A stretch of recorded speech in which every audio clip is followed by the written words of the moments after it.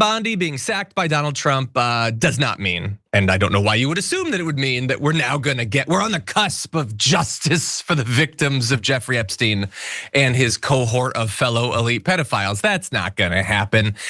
They replaced her with Todd Blanche, who's arguably even more of just like a lackey for the president, one of his literal former personal lawyers. And here is how he decided to act, playing stupid when asked a very simple question about the Epstein files. Is the public going to learn the identities of the men who abused the girls with the information that you're releasing? And if not, why not? And then I have a quick follow-up.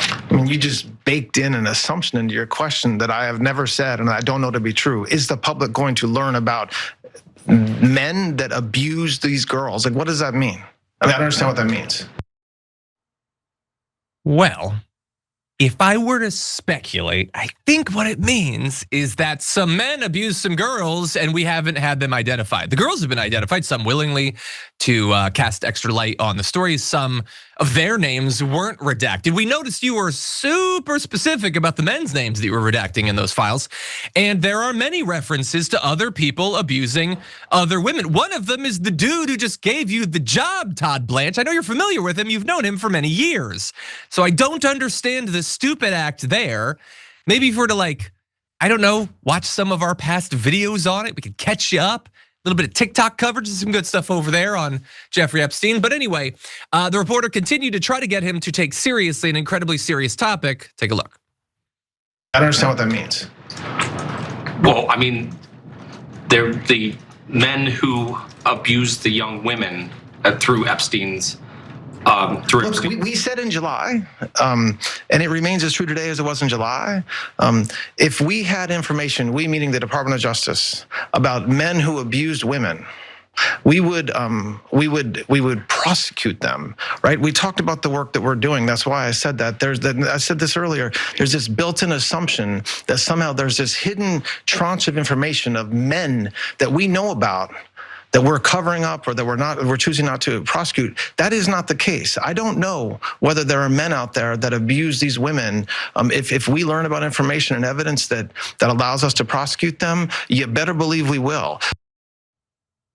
Yeah, he talked there in the prospective future tense. Like we will do it. Like I still care, right? I'm supposed to pretend that I care? Yeah, no, that's the cover story. I care, even though Pam Bondi shut it down to start off this entire year-long story now. She was like, we're done.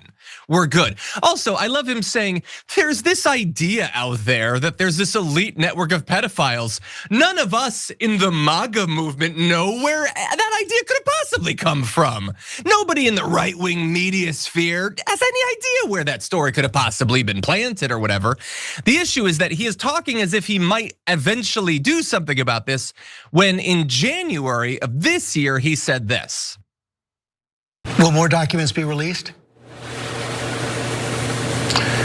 We have released, there are a small number of documents, as I said on Friday, that we're waiting for a judge to say we're allowed to release because of a protective order. But this review is over. This review is over. Okay, so that's what he tells us. Again, even though he's talking about, like, I don't know. I mean, first of all, like, have you talked to the women? Have you talked to the women? Have you read some of the stories that we are familiar with that seem to beg certain questions? Donald Trump was accused by a 13-year-old. Now that has not yet been proven to be true, but a lot of aspects of her story have been proven to be true. And there are still 30 pages of documents specifically about that accusation that has not been released, which is strange considering it's months after you said that we're all done. We're all good. Now, bear in mind, that's even longer after Congress said you are now in violation of the law if you do not release all these files. Weird that they are sitting on those 30 files, even though every day they continue to break the law.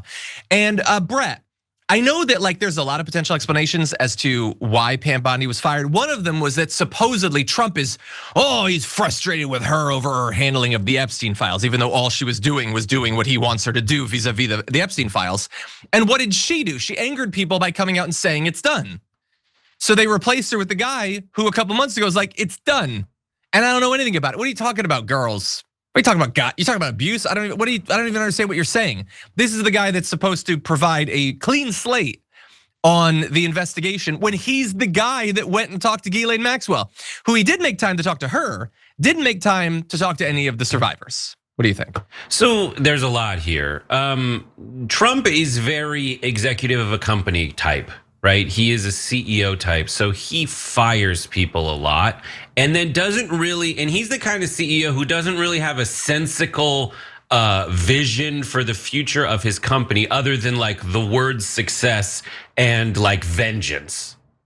And that's it. Like, I think he wants the Clintons to be locked up because of Epstein stuff. There's photos, shouldn't they be in jail? But when they did the deposition to do that, to sensically execute the means by which they would get these guys in trouble and take Sauron's eye of the Epstein hungry public off of Donald Trump and put it on to the Clintons kind of destroyed him in the deposition because they're just better at this. I mean, Bill was hilarious, but he also doesn't care at this point.